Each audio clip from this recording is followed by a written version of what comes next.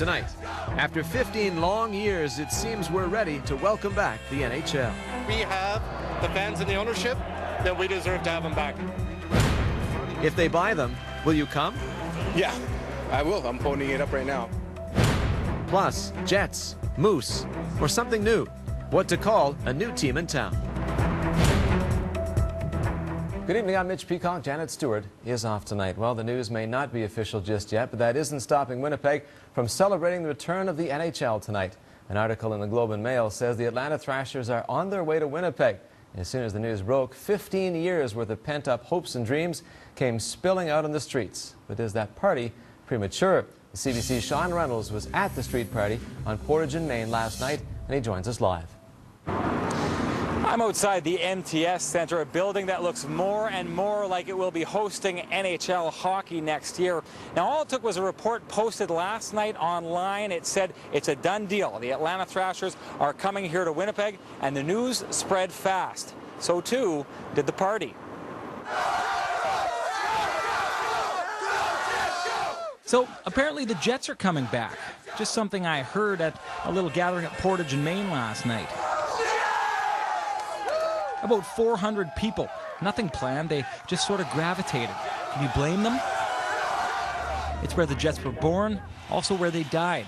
And if you'll pardon the Phoenix reference, it looked last night like the spot where the NHL dream was rising from the ashes. It's amazing. I don't know. It's like this shaky, exciting feeling that you can't get rid of. This hope is all based on a report in the Globe and Mail. It says a deal to bring the Atlanta Thrashers to town is done.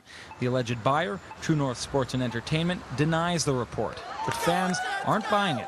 I believe that the deal is done, that the team's been sold, but I think that both sides will deny it until Tuesday. A lot of people will dismiss this as more rumor, but something's different this time. Usually the powers that be are pouring water all over these reports. Today, he shoots, he scores! Mayor Sam Cates couldn't contain his excitement. Strange, considering he was the first to say the Phoenix Coyotes deal was dead. He says this deal is different. Do I think they're moving in the right direction? Yes. Have they got an understanding? Yes. Do they have it in black and white? No. Which is why they're probably all telling the truth. Nice to be mayor if the Jets come back. Nicer than it was to be the mayor who watched in agony as they left. Everyone tried their best, and from the bottom of my heart, I thank you all. But Thompson always maintained the team would return. She says that day is soon. I told you, Mr. Batman, they'd be back. Maybe the most compelling reason to believe is David Thompson. The world's 17th richest person has a stake in True North and owns the Globe and Mail. Usually billionaire media giants don't attack the credibility of their own papers, especially when the story's about them. Sean Reynolds, CBC News, Winnipeg. The next question for the ownership group will be, can they sell tickets? Winnipeggers are notoriously frugal. Our Alex Friedman hit the streets to ask the question, if the NHL returns, will you buy the tickets? Will Winnipeggers turn out to support a new NHL team better than they supported the Jets? It's the million-dollar question. This is our chance, and we'd better not blow it. We won't get it again. They score! The price of a season's ticket in Calgary, for example, is as high as $7,000.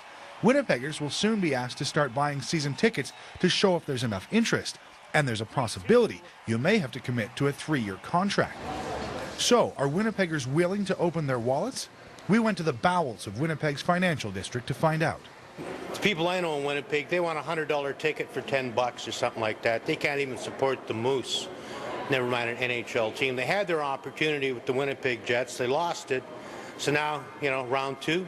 Yeah, I will. I'm phoning it up right now. I'm looking at my bank accounts, and hopefully once they announce it, I'm going to be in line for that. It's money. You can always make it up in the end. So hopefully more MPI rebates. The team will also need to sell $10 million in private boxes. When we arrived at Rick Denny's office, he was in the process of renewing his season tickets for the Blue Bombers. So I got my credit card number here for you.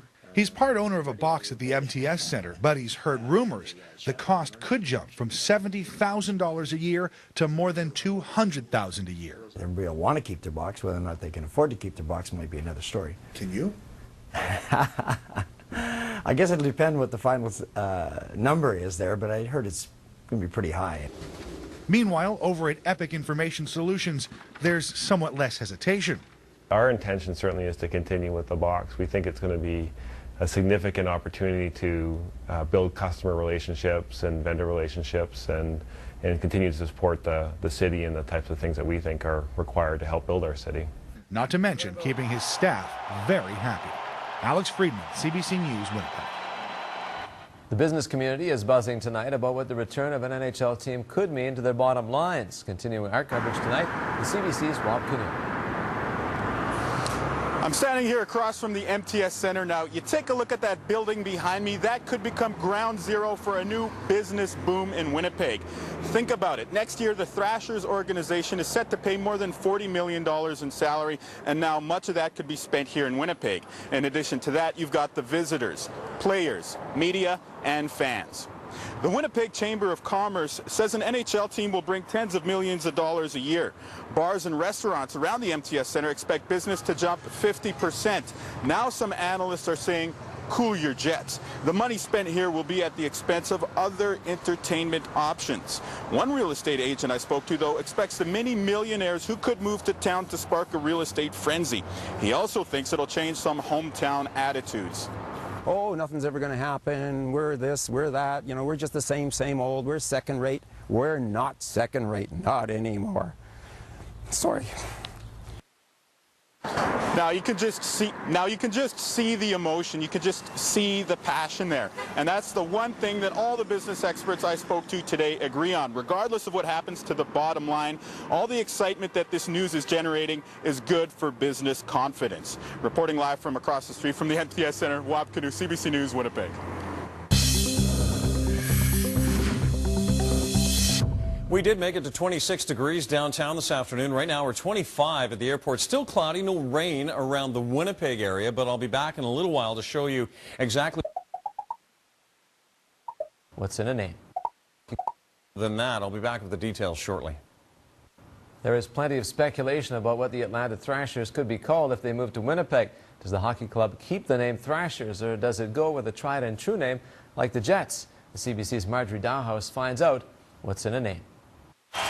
The logo and name are recognized around the globe, but the question is, if an NHL team returns to Manitoba, what will its name be? It's got to be the Jets. The Prairie Bisons? I think Winnipeg Falcons also has a long history to it. At Royal Sports, the phone has been ringing constantly with inquiries about Jets items. Manager Randy Tesluk says even though the team left 15 years ago, paraphernalia continues to be in high demand at his store. Everyone wants a Jets jersey, wants a Jets hat, and actually now it's more than it has been in the past. But according to this branding expert, keeping the Jets name is more attractive from a corporate standpoint. Cocoon branding director Kyle Romanek says there's already monetary value in the Jets brand. If they do use the Jets name, there's an opportunity to revitalize that brand, make it current again, make it fresh, and then also capitalize on the past heritage jerseys and brands of what was out there. And the man who was the voice of the Jets for years couldn't agree more. People who are hockey fans in other parts of the country, other parts of the world said, oh yeah, Winnipeg, that's where the Jets play. I've heard of them. That's Bobby Hull, that's Anders Hedberg, that's Ulf Nilsson, that's Teemu Solani, that's Dale Hawerchuk. But there is also an advantage to a brand new name and logo. It's another way for retailers to cash in on the lucrative sports memorabilia business. I think it'll probably be better to change the name, to be honest, and you have a lot more merchandise for businesses like ourselves. I mean, it will definitely benefit if they do change it. As for Winnipeggers, the jury is still out. Any name, as long as they're back, would be great. Could be the Jets, but it's past, so it should be a new name. Winnipeg Jets is the best name you can name a team.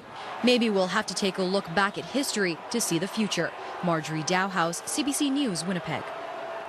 There is a poll on our website tonight. Log on to cbc.ca/Manitoba and vote for your favorite team name.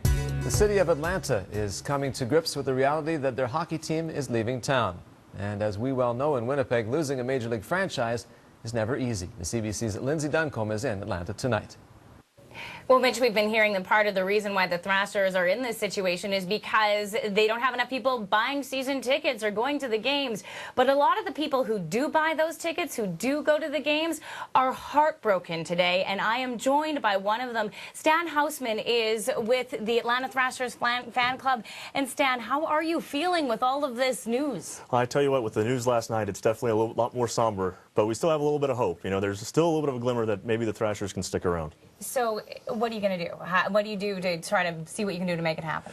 Well, for us, I mean, it just started out as a couple of fans getting together, maybe the last hurrah, standing up and being counted. We have hockey fans here in Atlanta, and you know what? At the end of the day, however many people show up, we're going to have a big tailgate, we're going to have a lot of camaraderie, and have a lot of fun. You've avoided calling it a rally Yes. because there's going to be some inevitable comparisons to other rallies. I've seen the pictures over and over again of those tens of thousands of people who rallied to save the Jets. How concerned are you that this is not going to be quite up to that caliber? Well, I'll be completely honest. Whether or not it's up to that caliber is going to be beyond me. As a hockey fan, you just got to stand up and be counted. It was an amazing thing, the things that they did in Winnipeg, that they did in Quebec City, to rally for their teams. And, you know, hopefully, as Atlanta Thrasher fans, we can do something similar.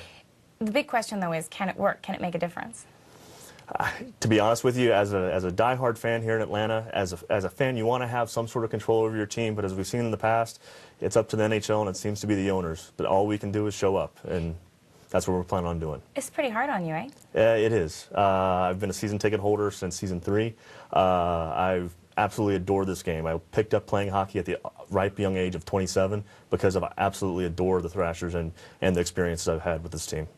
I have it on good authority that if this does happen and the Thrashers do move, you're welcome at the MTS Center anytime. Bring your jersey, no matter how cold it is. We'll show you. It's plus 30 here today. We'll show you minus 30. That'll work. Take care. Thanks very much, Mitch. Thanks very much. Well, with all the talk about the NHL in Winnipeg, what about our AHL team? The move that led to a move is next. You're watching CBC News, Winnipeg. As you brace for an announcement about the return of the NHL to Manitoba, what about the American Hockey League team in town? Winnipeg isn't big enough to handle both, so the AHL team will have to go. There's no question about that. Now, CBC News has learned True North Sports and Entertainment has plans to move their American Hockey League franchise to another market and would operate it as the primary farm team for their NHL club once a sale is announced. The Moose currently have an agreement with the Vancouver Canucks, but have the ability to get out of that deal.